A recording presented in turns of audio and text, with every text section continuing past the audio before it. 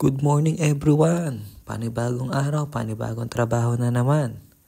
Ngayon, nandito kami sa taas, sa may building. Pagkakaalala ko parang Samsung o financial building to sa Gwangju.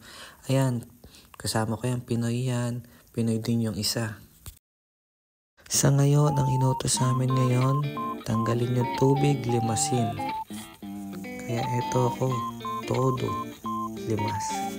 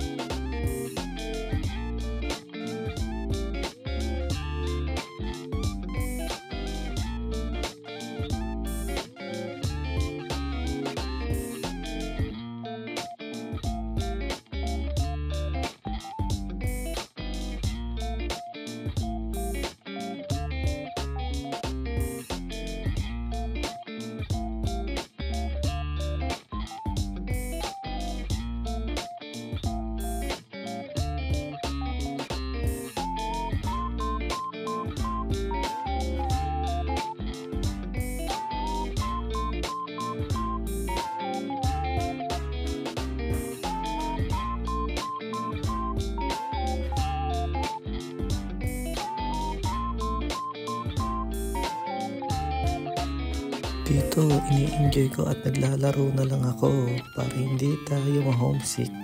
Kasi naman, alam niyo naman, pag nasa ibang bansa, malayo tayo sa pamilya natin na homesick tayo. Kailangan natin libangin natin ang sarili at tulungan natin maging masaya ang ating sarili. Katapos ko naman maglimas ng tubig. At eto naman ang kasama ko mga Pinoy. 5 kami lahat dito.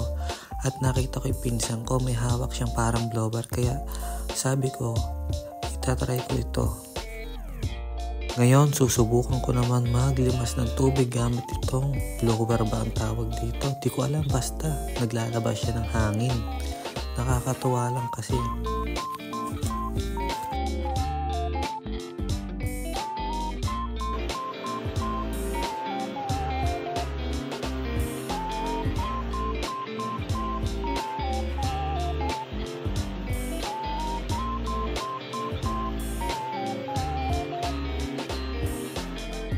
Magbibideo muna ako para makita ng aming boss na masipag-sipagan.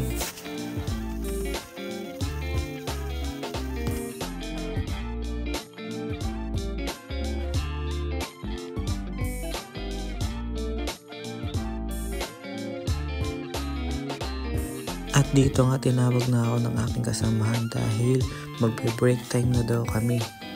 Dito inabutan akong gatas, saka ito, triangle na may kanin na may lumot pa. Basta tawag ko dyan, may lumot.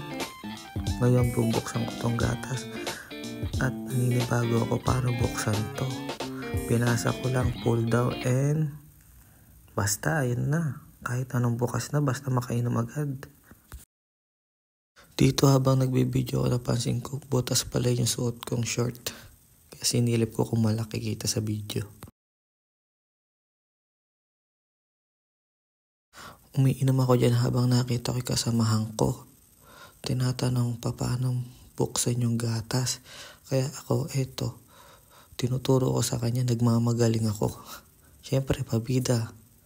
Ayan, batak-batake mo, buksan mo lang. Sa oras na to, nahihirapan akong buksan o paano kainin to. Kasi nakita ko dun sa aming kasamahan, pagkabukas niya ng pagkain na to, kasama yung lumot. Ako, unti-unti ko tinatanggal yung plastic, kaya na humihiwalay yung lumot. Yung lumot, yung kulay green, hindi ko alam kung ano tawag doon. Basta tawag ko doon sa Tagalog, lumot. Pero napakasarap niya. Tapos na kami mag-break. Dahil dyan, start na ulit kami. Ngayon, mag-grinding naman ako.